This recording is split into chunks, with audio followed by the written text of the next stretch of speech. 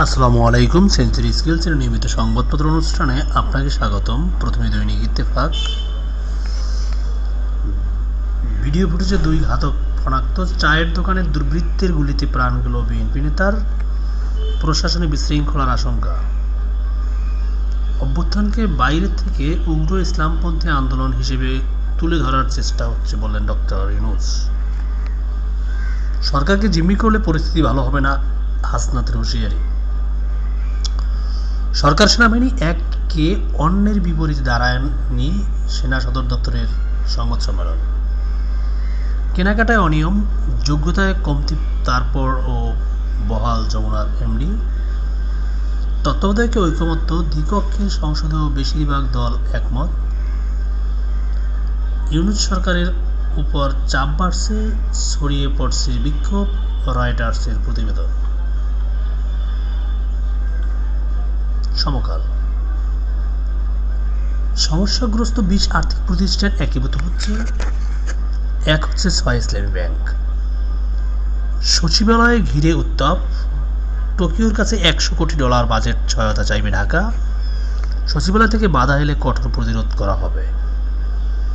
জাতীয় নিরাপত্তা বিরোধী কাজে সম্পৃক্ত হবে না সেনাবাহিনী। বাংলাদেশের জিডিপির বড় এক অংশ সম্পদশালীদের হাতে। জুলাইয়েই চূড়ান্ত হবে সংস্কারের জুলাই সনদ। মিত্র দলগুলো বিএনপির বিপরীতে। মৌলিক সংস্কার নিয়ে ভিন্ন অবস্থানে দলগুলো, ঐকমত্য কমিশন সংস্কার প্রস্তাব 1। কোন দলের কি অবস্থা?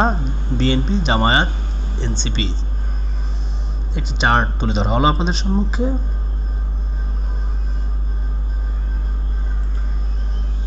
যুগান্তর। বিক্ষোভে উত্তাল সচিবালয়, দেশব্যাপী একযোগে কর্মসূচি পালনের ডাক। সরকার সেনাবাহিনীর মধ্যে বিরোধ নেই, সেনা সদরের সংবাদ সম্মেলন।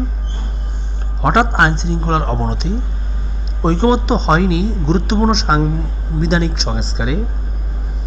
সংবাদ সম্মেলনে অধ্যাপক আলী রিয়াজ। দৈনিক জনকণ্ঠ।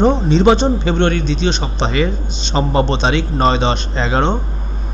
শীঘ্রই জানানো হবে রোডম্যাপ। সরকারের সঙ্গে কোনো বিরোধ নেই, সংবাদ সম্মেলনে সেনাবাহিনী। ধর্মীয় স্বাধীনতা রক্ষায় আমরা প্রতিশ্রুতিবদ্ধ। 3 জুন শেখ হাসিনাকে ট্রাইব্যুনালে হাজির হতে পত্রিকায় বিজ্ঞপ্তি প্রকাশ।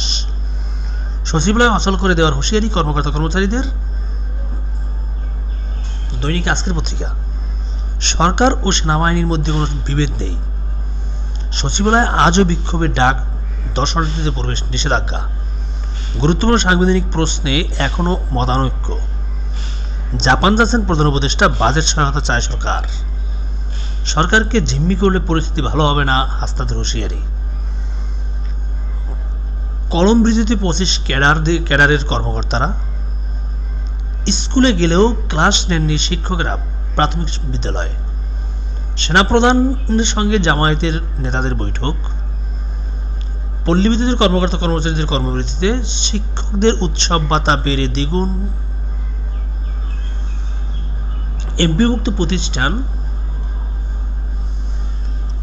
আগে তাদের ভাতা ছিল 25%, সেটাকে বৃদ্ধি করে 50% উৎসব ভাতা পাবেন।